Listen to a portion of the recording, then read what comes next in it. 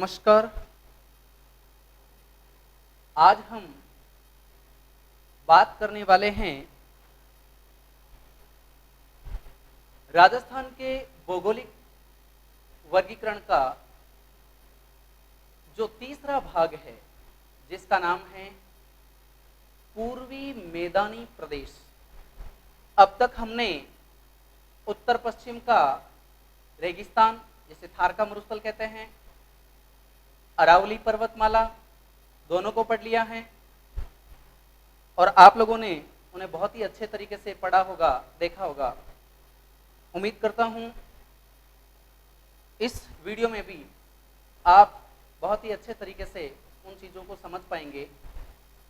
तो आज हम पढ़ना शुरू करते हैं पूर्वी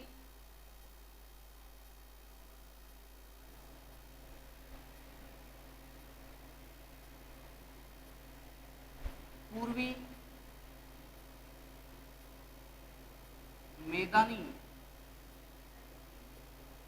प्रदेश के बारे में। पूर्वी मैदानी प्रदेश के बारे में हम लोग बात करने वाले हैं। पूर्वी मैदानी प्रदेश, अगर हम बात करें 50 सेंटीमीटर वर्षा रेखा से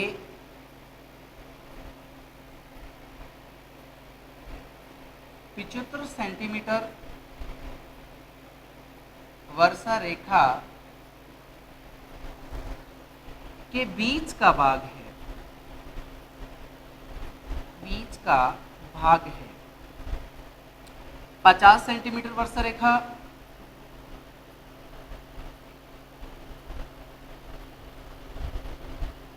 पश्चिम में है पूर्वी मैदान के, और 75 सेंटीमीटर वर्षा रेखा पूर्व में है पूर्वी मैदान के। तो पश्चिम और पूर्व के बीच का जो ये भाग है, ये है पूर्वी मैदानी प्रदेश। पूर्वी मैदानी प्रदेश के बारे में अगर मैं बात करूं तो यह राजस्थान का लगभग 23% भूभाग है। राजस्थान के 23% भूभाग पर पूर्वी मैदानी प्रदेश फैला हुआ है और इस 23% भूभाग पर राजस्थान की लगभग 39% जनसंख्या निवास करती है। 39% जनसंख्या निवास करती है। राजस्थान के 23% भूभाग पर पूर्वी मैदानी प्रदेश है और उस पूर्वी मैदानी प्रदेश के अंदर 39% राजस्थान की जनसंख्या निवास करती है। तो हम यूं कह सकते हैं कि राजस्थान के जो हमने भौगोलिक वर्गीकरण जो 4 भागों में किया है राजस्थान का, उसका जो तीसरा पार्ट हम पढ़ रहे हैं पूर्वी मैदानी प्रदेश, इसमें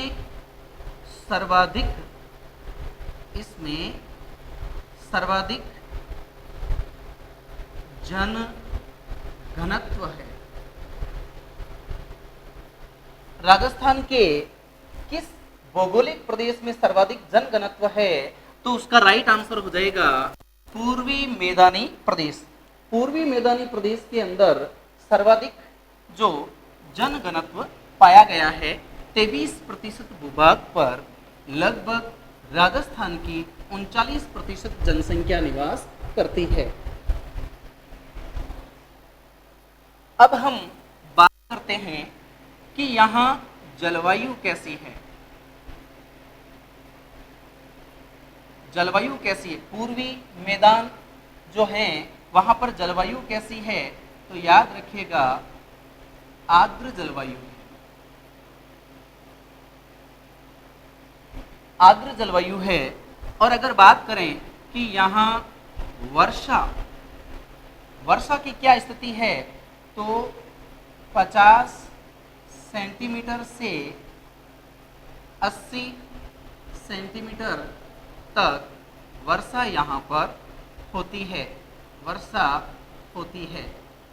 अच्छा प्रश्न है, जलवायु कैसी है पूर्वी मैदान की या पूर्वी मैदानी प्रदेश की, तो आर्द्र जलवायु है।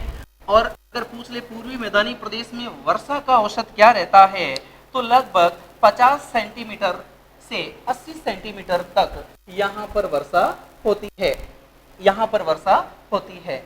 अब हम बात करें कि इस पूर्वी मैदान में मिट्टी कैसी है, मिट्टी कैसी है, तो यहाँ की जो मिट्टी है वो है जलोढ़ मिट्टी, जलोढ़ या इसे हम दोमट मिट्टी के नाम से भी जानते हैं।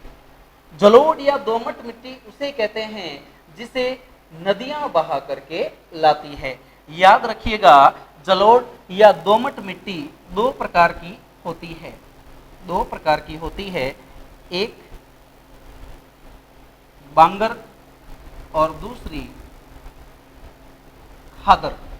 बांगर और खादर दो प्रकार की जलोढ़ मिट्टियां होती है। आप इसे यहां समझ सकते हैं जैसे ये कोई नदी बह रही है, नदी नदी बह रही है। अब पहले नदी यहां तक बहती थी, यहां तक बहती थी, किसी जमाने में नदी यहां तक बहती थी, तो यहां तक जो है नदी के अंदर मिट्टी भी आती थी बह करके इसके साथ। अब क्या हुआ कि वर्षा कम होती है, वर्षा कम होने के कारण जो इस नदी का दायरा है वो यहीं तक रह गया। अब ये नदी यहीं तक बहती है, यहाँ से ज़्यादा नहीं बहती है। तो अब आप समझ सकते हैं कि नदियाँ जो पुराने ज़माने के अंदर, प्राचीन काल के अंदर नदियों के बाढ़ के मैदान हैं, या यूं लिख दूं मैं, प्राचीन बाढ़ के मैदान। किसी जमाने में नदियां जो है अपना पानी यहां लाया करती थी। तो ये तो क्या हो गई भाई, बांगर हो गए, बांगर हो गई। अब ये वाला क्षेत्र भी क्या हो गया, बांगर हो गया, क्योंकि यहाँ पर अब नदियाँ पानी नहीं लाती है। ध्यान रखिएगा, ये भी उपजाऊ मिट्टी ही है, लेकिन उतनी नहीं है जितनी ये वाली मिट्टी है, क्योंकि यहाँ पर नदी प्रति वर्ष आती है, यहाँ पर नदी जो है वो प्रति वर्ष आती है। तो जहाँ नदी अपना जल प्रति वर्ष लाती है, प्रति वर्ष लाती है, तो ऐसा भूभाग खादर कहलाता है, खादर कहलाता है। ऐसा भूभाग क्या कहलाता है, खादर कहलाता है। मानो नदियों के बाढ़ का पानी जहाँ प्रति वर्ष आता है और उसके साथ जो गाद बह के आती है, जो मिट्टी बहकर आती है, उसे खादर के नाम से जाना जाता है। और प्राचीन जलोढ़ मिट्टी के मैदान बांगर कहलाते हैं। तो आप सीधा समझ सकते हैं कि प्राचीन जलोढ़ मिट्टी के मैदान बांगर होंगे और नवीन जलोढ़ मिट्टी के मैदान खादर के नाम से जाने जाएंगे। तो याद रखिएगा, पूर्वी मैदानी प्रदेश की मिट्टी जो है वो जलोढ़ या दोमट के नाम से जानी जाती है। ये ध्यान रखना है आपको, जलोढ़ या दोमट के नाम से जानी जाती है। अब यहाँ पर बात आती है कि सिंचाई कैसे होती है। सिंचाई, तो ध्यान रखिएगा, पूर्वी मैदानी प्रदेश में अधिकतर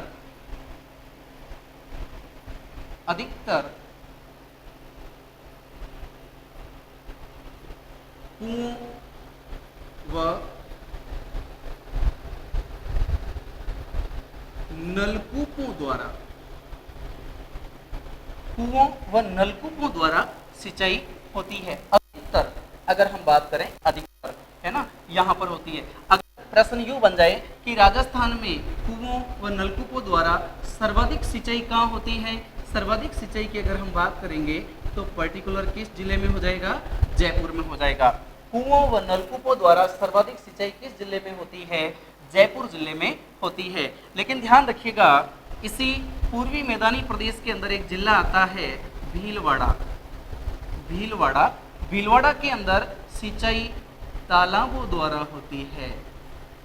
सिंचाई तालाबों द्वारा होती है। ध्यान रखिएगा, सिंचाई जो है अधिकतर कुओं व नलकूपों द्वारा होती है, और कुओं व नलकूपों द्वारा पर्टिकुलर किसी डिस्ट्रिक्ट का नाम पूछ लिया जाए तो जयपुर। लेकिन याद रखिए, इसी भूभाग के अंदर भीलवाड़ा जिला आता है, और भीलवाड़ा के अंदर सिंचाई जो है वो तालाबों द्वारा होती है। कई बार ये प्रश्न पूछ भी लिया जाता है कि राजस्थान में सर्वाधिक तालाबों से सिंचाई किस जिले में? तो भीलवाड़ा जिले के अंदर सर्वाधिक तालाबों से सिंचाई होती है। अब हम बात करते हैं कि इस पूर्वी मैदानी क्षेत्र के अंदर दो नहरें हैं। दो नहरें हैं, एक तो भरतपुर नहर और दूसरी यमुना लिंक नहर।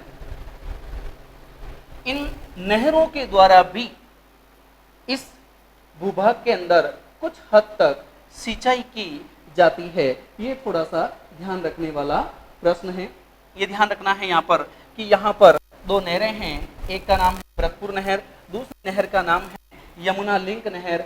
इनके द्वारा भी यहाँ पर सिंचाई की जाती है। ये मुख्य नहरें हैं पूर्वी मैदानी प्रदेश की, ये ध्यान रखना है आपको। ये तो थी पूर्वी मैदानी प्रदेश से संबंधित कुछ बड़ी बड़ी जानकारियां। अब हम बात करते हैं कि इस पूर्वी मैदानी प्रदेश को, इस पूर्वी मैदानी प्रदेश को भौगोलिक आधार पर कितने भागों में बांटा जाता है? तो इसे 4 भागों में बांटा जाता है। 4 भाग कौन कौन से हो जाएंगे? Number 1 Mahi basin, Mahin basin. Number 2 Chambal basin. Number 3 Banas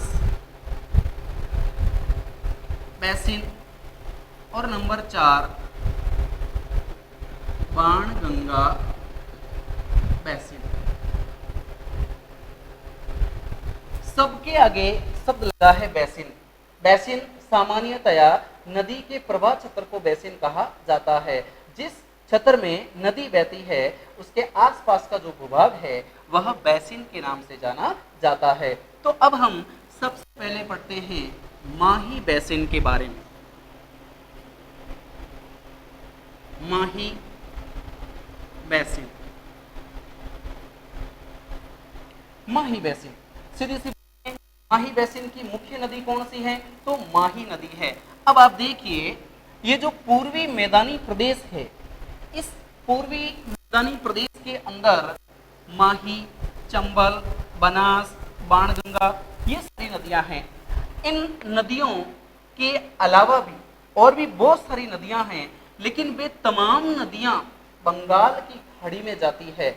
वे तमाम नदियां बंगाल की खाड़ी में जाती है, लेकिन माही एकमात्र ऐसी नदी है पूर्वी मैदानी प्रदेश की। बढ़िया प्रश्न है। माही एकमात्र ऐसी नदी है पूर्वी मैदानी प्रदेश की जो अपना जल, माही नदी अपना जल जो है वो अरब सागर में ले जाती है। अरब सागर में ले जाती है। ध्यान रखिएगा, माही नदी अपना जल अरब सागर में ले जाती है। खंबात की खाड़ी, खंबात की खाड़ी के अंदर अपना जल उड़ेलती है।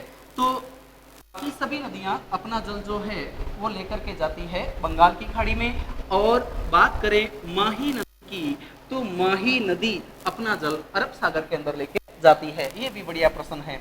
अब हम बात करते हैं कि माही नदी का जो बेसिन है, माही नदी का जो बेसिन है इसे अलग अलग नामों से जाना जाता है। इसे अलग अलग नामों से जाना जाता है। जैसे आप यहां पर देखिए, ये नक्शा है जिसके अंदर सबसे नीचे का जो जिला है वो बांसवाड़ा हो जाएगा। बांसवाड़ा, इधर का जो जिला है वो हो जाएगा प्रतापगढ़, प्रतापगढ़, और यहाँ पर जो जिला है वो हो जाएगा डूंगरपुर, डूंगरपुर। ठीक है, इस प्रकार से आप इसे समझ सकते हैं। अब आप देख, ये जो नदी है माही नदी राजस्थान के अंदर इस प्रकार से आती है।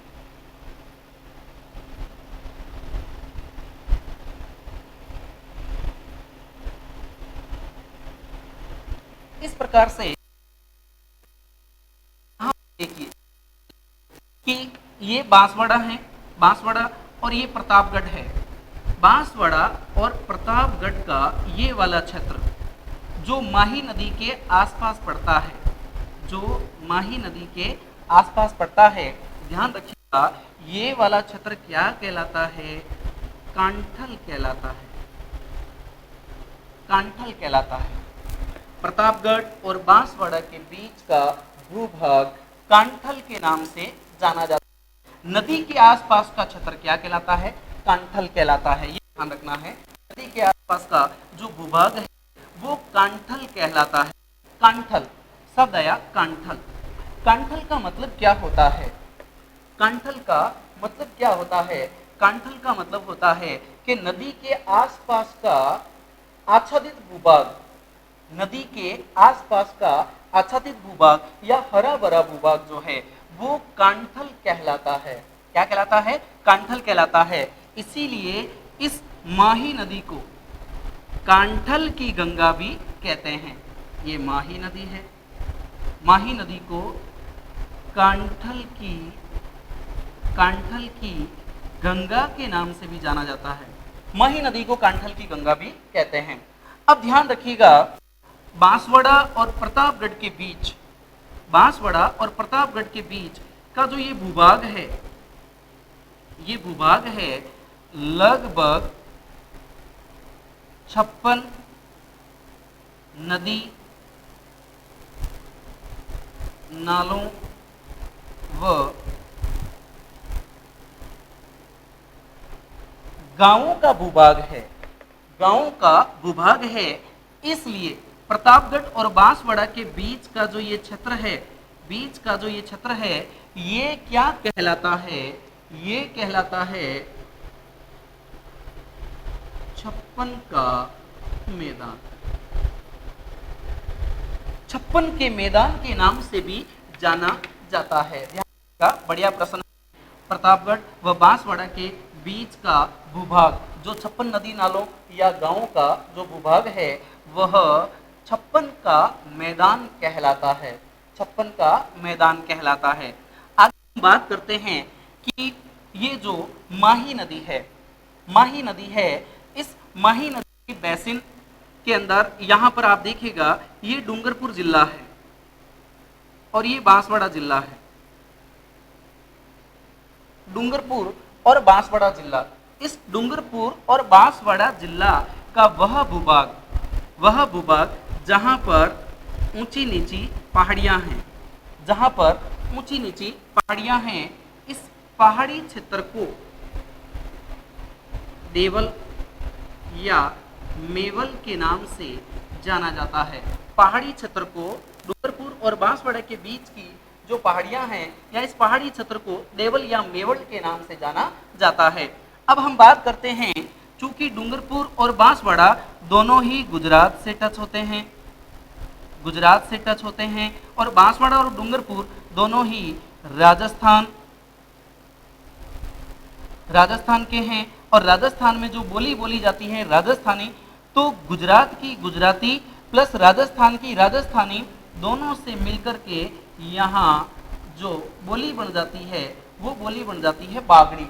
और जिस क्षेत्र में बागड़ी बोली जाती है, जिस भूभाग में बागड़ी बोली जाती है, तो डूंगरपुर और बांसवाड़ा का वह भूभाग किस नाम से जाना जाता है? बागड़ के नाम से जाना जाता है। ध्यान रखिएगा, बागड़ या वागड़, वागड़ एक ही बात है। बागड़ कहो या वागड़ कहो, एक ही बात है। बागड़ या वागड़ के अनेक नाम मिलते हैं। बागड़ या वागड़ के अनेक नाम मिलते हैं, जैसे इसे पुष्प क्षेत्र भी कहा जाता है। इस वागड़ क्षेत्र को पुष्प क्षेत्र भी कहा जाता है, पुष्प क्षेत्र के नाम से भी जाना जाता है। इसे पाताल लोक भी कहा गया है। इसी वागड़ भूभाग को पाताल लोक भी कहा गया है। व्याघ्रवाट भी कहा गया है। इसी भूभाग को व्याघ्रवाट के नाम से भी जाना गया है। वागड़ क्षेत्र को व्याघ्रवाट के नाम से भी जाना गया है। पुष्प क्षेत्र, पाताल लोक, व्याघ्रवाट के नाम से भी जाना गया है। इसे नागलोक भी कहा गया है। नागलोक के नाम से भी इसे जाना गया है। एक इसका प्रसिद्ध नाम मिलता है, बहुत ही बढ़िया प्रश्न है, लाट प्रदेश भी इसको कहा गया है। याद रखिएगा, लाट प्रदेश भी किसे कहा गया है? वागड़ क्षेत्र को ही लाट प्रदेश के नाम से जाना गया है। ये सभी बहुत ही अच्छे प्रश्न हैं जो वागड़ से संबंध रखते हैं। डूंगर का भूभाग जहां बागड़ी बोली जाती है, वह भूभाग बागड़, वागड़, पुष्प क्षेत्र, पाताल लोक, व्याघ्रवाट, नागलोक और लाट प्रदेश के नाम से भी जाना जाता है। तो ये हम बात कर रहे थे माही बेसिन की। ये जो माही बेसिन है जिसके बारे में हम बात कर रहे हैं, इस माही बेसिन की जो मिट्टी है, माही बेसिन की जो मिट्टी है वह लाल मिट्टी है। लाल मिट्टी, माही बेसिन की जो मिट्टी है वह लाल मिट्टी है। ध्यान रखिएगा, माही बेसिन की मिट्टी लाल रंग की मिट्टी मानी जाती है, उपजाऊ मिट्टी है। तो ये हमने बात करी है माही बेसिन के बारे में। यह पूर्वी मैदानी प्रदेश का पहला जो भाग है माही बेसिन, जिसके बारे में हमने बात की है। ध्यान रखिएगा, माही बेसिन के बारे में हमने चर्चा की। अब नंबर 2 पर बात करते हैं चंबल बेसिन के बारे में। नंबर 2 पर बात करते हैं चंबल बेसिन के बारे में।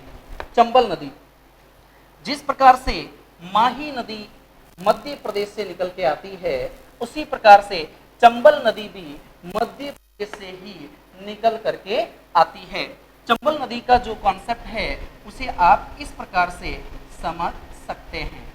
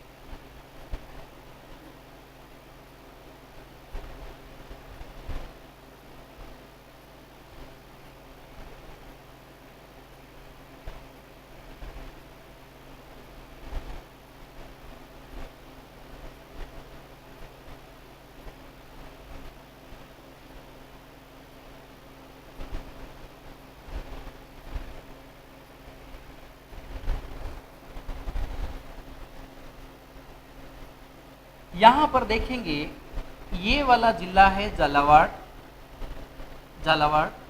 ये वाला जिला है बारां, ये वाला जो जिला है उसका नाम है कोटा। ये वाला जो स्थान है, ये वाला जो स्थान है यह है भैंस रोडगढ़। भैंस रोडगढ़ पड़ता है चित्तौड़गढ़ के अंदर। चित्तौड़गढ़ के अंदर भैंसरोड़गढ़। पर्टिकुलर अगर पैलेस की बात करें तो चंबल नदी का प्रवेश जो है वो 84गढ़ से माना जाता है, जो भैंसरोड़गढ़ वाले क्षेत्र में आता है। इसकी अगर मैं बात करूं तो ये है सवाई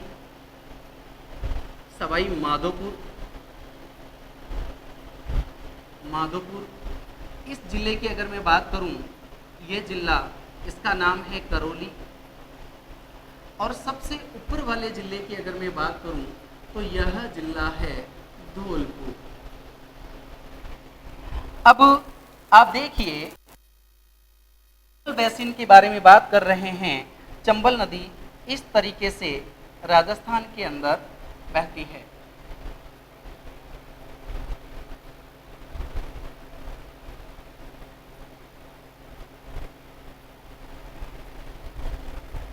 इस तरीके से चंबल नदी राजस्थान के अंदर बहती है। ध्यान रखिएगा, बढ़िया प्रश्न है।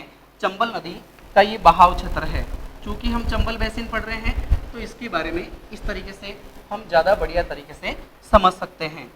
चंबल बेसिन, पहला प्रश्न देखिए आप कि चंबल नदी का संबंध किन किन जिलों से हैं। ये चित्तौड़गढ़ से हैं, कोटा से हैं, सवाई माधोपुर से हैं, करौली से हैं और धौलपुर से हैं। इन सभी जिलों से चंबल नदी का जो संबंध बनता है। अब आप यहां पर देखिए, चंबल नदी, इस चंबल नदी के बेसिन के बारे में जब हम बात करते हैं तो पहला प्रश्न यही उठता है कि ये चंबल नदी जो है सर्वाधिक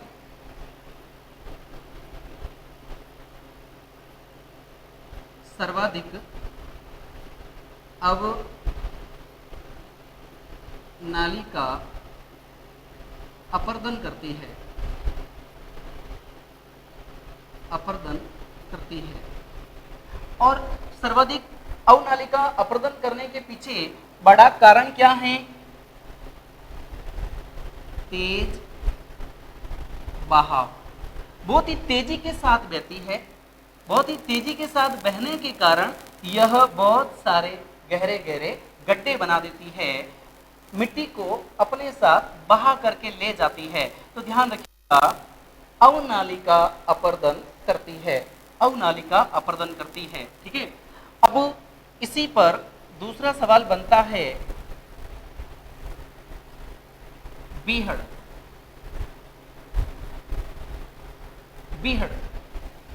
चंबल नदी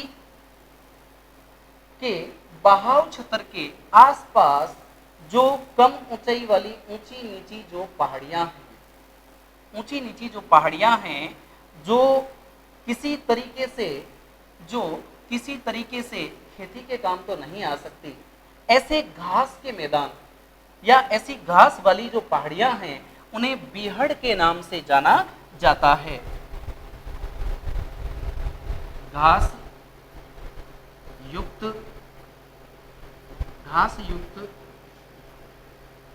पहाड़ी क्षेत्र क्या कहलाएगा?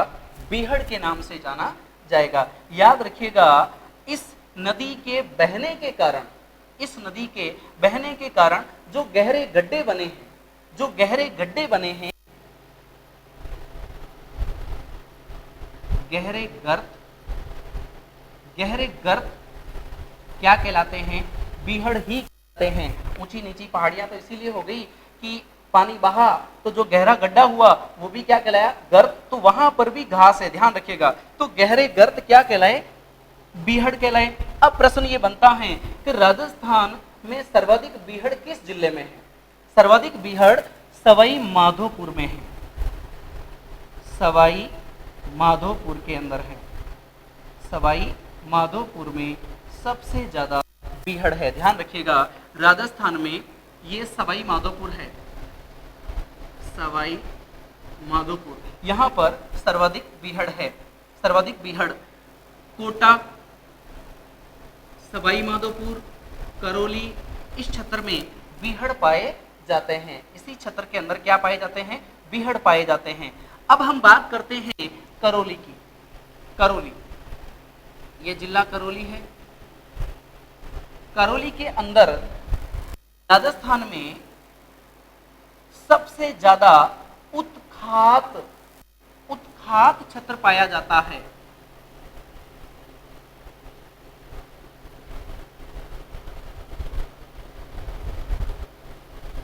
उत्खात क्षेत्र जिसे बैडलैंड टोपोग्राफी के नाम से जाना जाता है।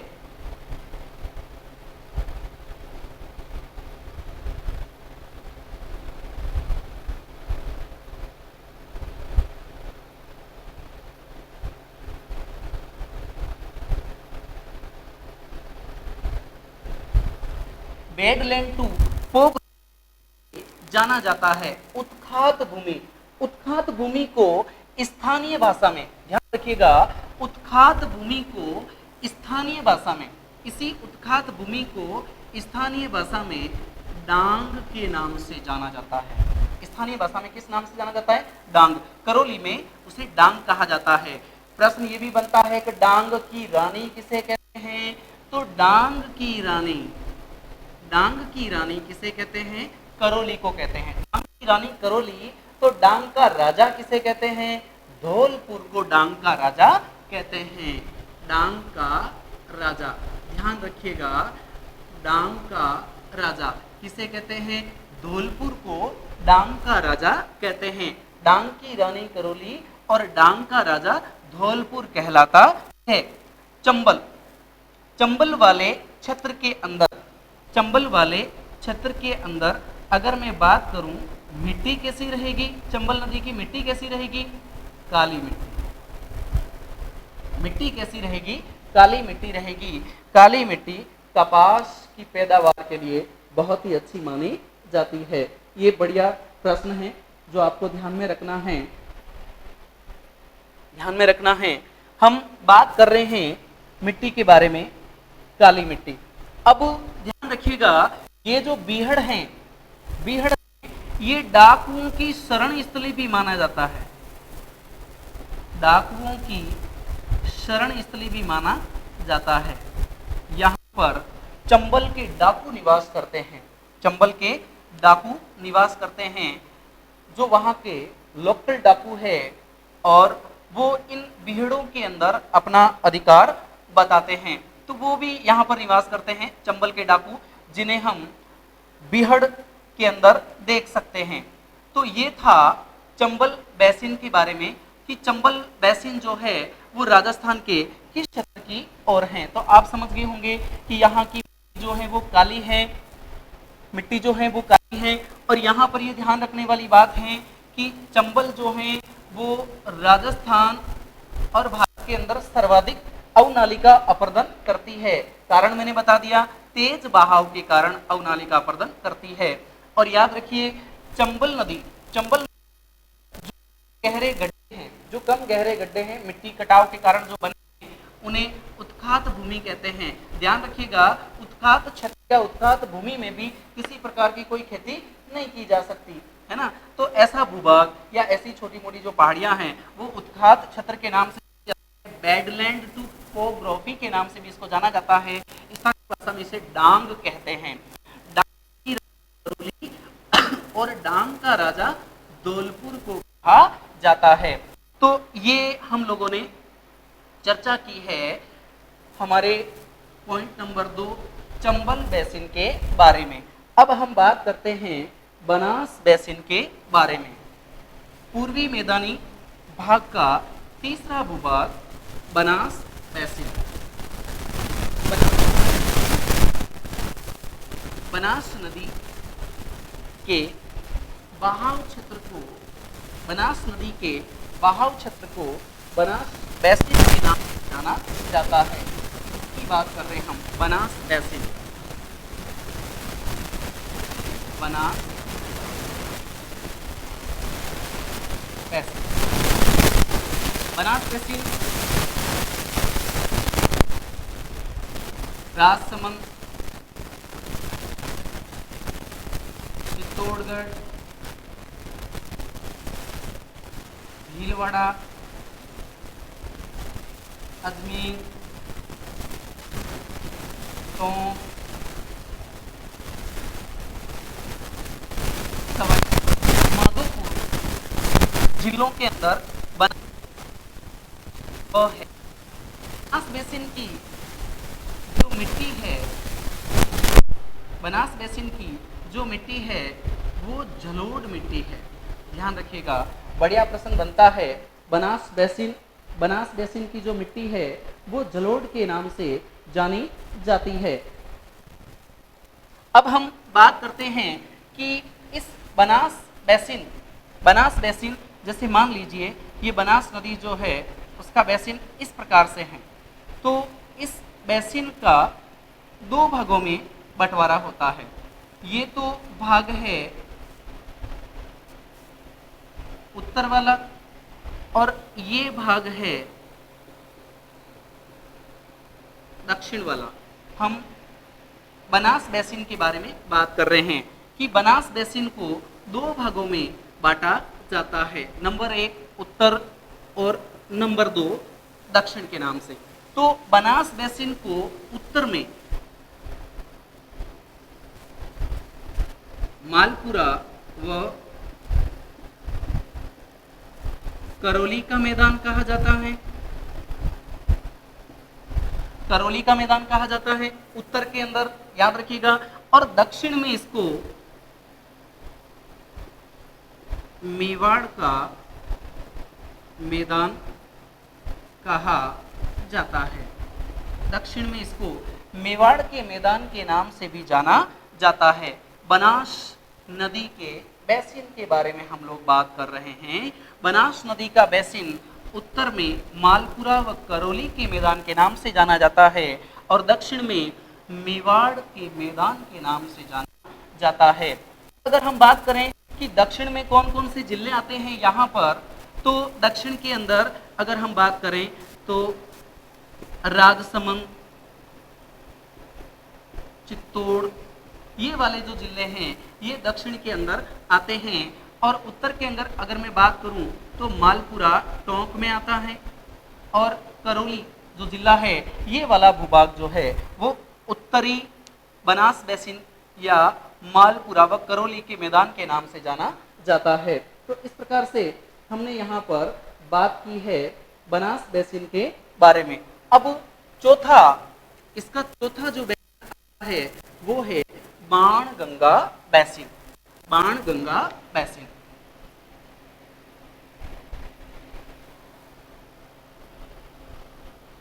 Banganga basin, Banganga basin. Banganga basin, Banganga को अर्जुन की गंगा भी कहते हैं। बाणगंगा को अर्जुन की गंगा के नाम से भी जाना जाता है। याद रखिएगा, बाणगंगा के किनारे बैराट सभ्यता है। बाणगंगा के किनारे कौन सी सभ्यता है? बैराट सभ्यता। बैराट सभ्यता जहां से शंख लिपि के अवशेष मिले हैं, शंख लिपि के अवशेष मिले हैं। ईदगाह के अवशेष भी मिले हैं। बहुत ही प्रसिद्ध है बैराट सभ्यता। अब यहाँ पर हम बात कर रहे हैं बाणगंगा बेसिन के बारे में।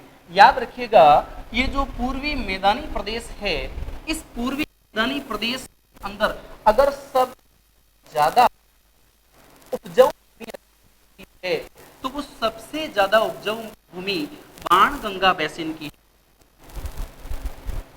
सर्वाधिक उपजाऊ भूमि,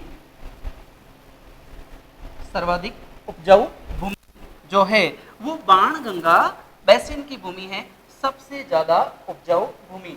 और इसी कारण ये जो पूर्वी मैदानी प्रदेश है वो खाद्यान्न का कटोरा कहलाता है। क्या कहलाता है? खाद्यान्न का कटोरा कहलाता है। बाणगंगा बेसिन के बारे में अगर मैं बात करूं तो यह जयपुर,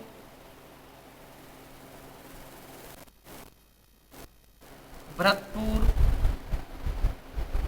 और दौसा जिलों के अंदर है। जयपुर, जयपुर से दौसा और दौसा से फिर भरतपुर और फिर राजस्थान से बाहर उत्तर प्रदेश के अंदर। और याद रखिएगा बाणगंगा ऐसी नदी है जो अपना पानी सीधे यमुना के अंदर ले जाती है। याद रखिए राजस्थान की तीन नदियां, राजस्थान की तीन नदियां अपना पानी सीधे यमुना में डालती है, उड़ेलती है। कौन कौन सी नदियां हैं? बा, ग, च। इस तरीके से याद रखेंगे। सबसे उत्तर में और सबसे दक्षिण में, उत्तर से दक्षिण का क्रम लिख दिया मैंने। सबसे ऊपर बाणगंगा है, 2 नंबर पर गंभीर नदी है और 3 नंबर पर चंबल नदी है। ये तीनों नदियां अपना पानी सीधे यमुना के अंदर डालती है। बढ़िया प्रश्न है, याद रखिएगा। खाद्यान्न का कटोरा पूर्वी मैदानी प्रदेश को ही कहा जाता है क्योंकि यहाँ की मिट्टी बहुत ही उपजाऊ है और उपजाऊ होने के कारण यहाँ पर गेहूं की फसल ज़्यादा होती है, सरसों जो है वो भी बहुत ज़्यादा होती है क्योंकि जो अलवर भरतपुर वाला जो क्षेत्र है वो सरसों उत्पादन के कारण ही राजस्थान को सरसों प्रदेश के नाम से भी जाना जाता है। राजस्थान जो है इसी कारण सरसों प्रदेश के नाम से भी जाना जाता है। तो बहुत ही बढ़िया, ये कहने का मतलब प्रश्न है बाणगंगा नदी के कारण, क्योंकि यहाँ की मिट्टी सर्वाधिक उपजाऊ है। जैसा मैंने आपको बताया है, जलोढ़ मिट्टी कैसी है? जलोढ़ मिट्टी है और सभी मिट्टियों में जलोढ़ या दोमट मिट्टी ही सबसे ज्यादा उपजाऊ मानी जाती है। इसीलिए कहा जाता है कि बाणगंगा का बेसिन जो है सबसे ज्यादा उपजाऊ बेसिन है। तो मित्रों, आज हमने पढ़ा है राजस्थान के पूर्वी मैदान को और राजस्थान के पूर्वी मैदान के Mahi basin, Chambal basin, Banas basin और बाणगंगा बेसिन के बारे में। तो आप इसी प्रकार से हमारे वीडियो को देखते रहिए, लाइक, शेयर और सब्सक्राइब कीजिए। इसके बाद अगला पार्ट हम पढ़ेंगे दक्षिण पूर्व का पठार। बहुत बहुत धन्यवाद। जय हिंद, जय भारत।